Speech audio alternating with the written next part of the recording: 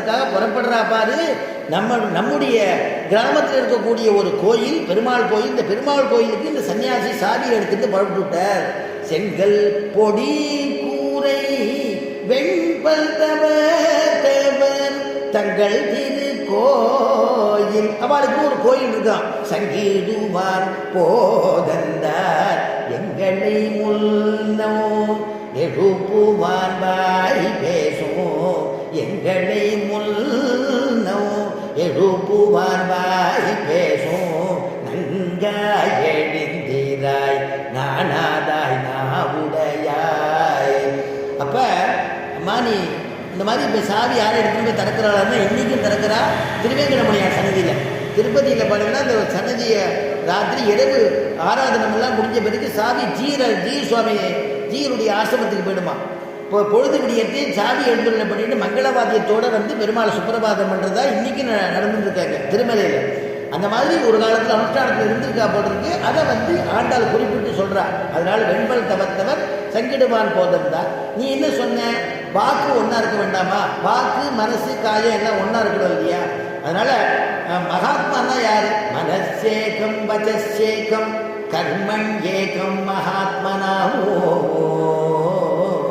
மனசன்யது கர்மணன்யது வச்சன்யது துராத்மனா.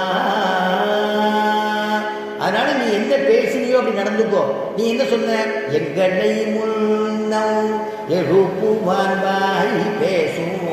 முன்னாடி வந்து எடுப்பறேன்னு சொன்னியோ இல்லையோ, அது நீ பண்ண வேண்டியதானே. முன்னம் எழுப்புவான் வாய் பேசும். நங்காய் அப்படின்னா பூர்ணமானவளேன்னு அர்த்தம். ஏன்னா நம்பின்னு சொல்கிறோம். நம்பிக்கு சரியான நேர்பதம் நங்காயின்னு. நம்பின்னா பூர்ணமான அழகுடையவன் அர்த்தம். சுந்தர பரிபூர்ணன்னு பேர் இல்லையா? திருமாலிருஞ்சோலைக்கு நம்பின்னு சொல்கிறோம். திருக்குறுங்குடி நம்பிங்கிறோம். திருக்குறுங்குடி நம்பியை நான் கண்டபின் அப்படின்னு சுவாமி நம்மாழ்வார் மங்களாசாசனம்.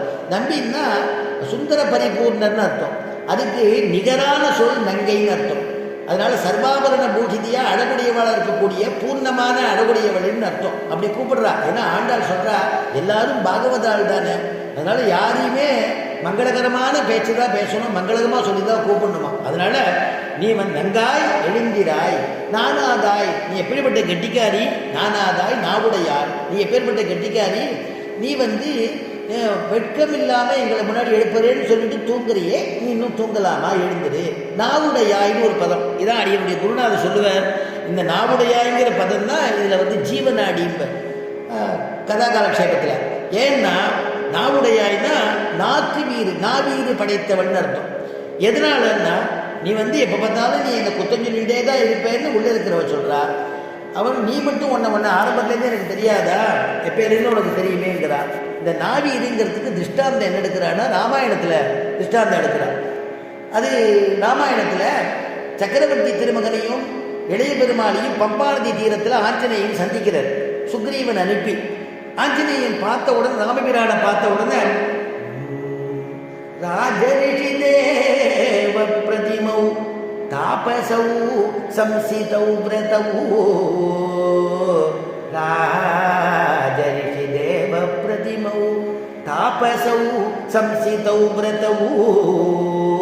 தேசம் கதம் இமம் பிராப்தௌ பவந்தௌ வரவர்ணினௌ. சீமந்தௌ ரூபசம்பன்னௌ ரிஷபஸ்ரேஷ்ட விக்ரமௌ.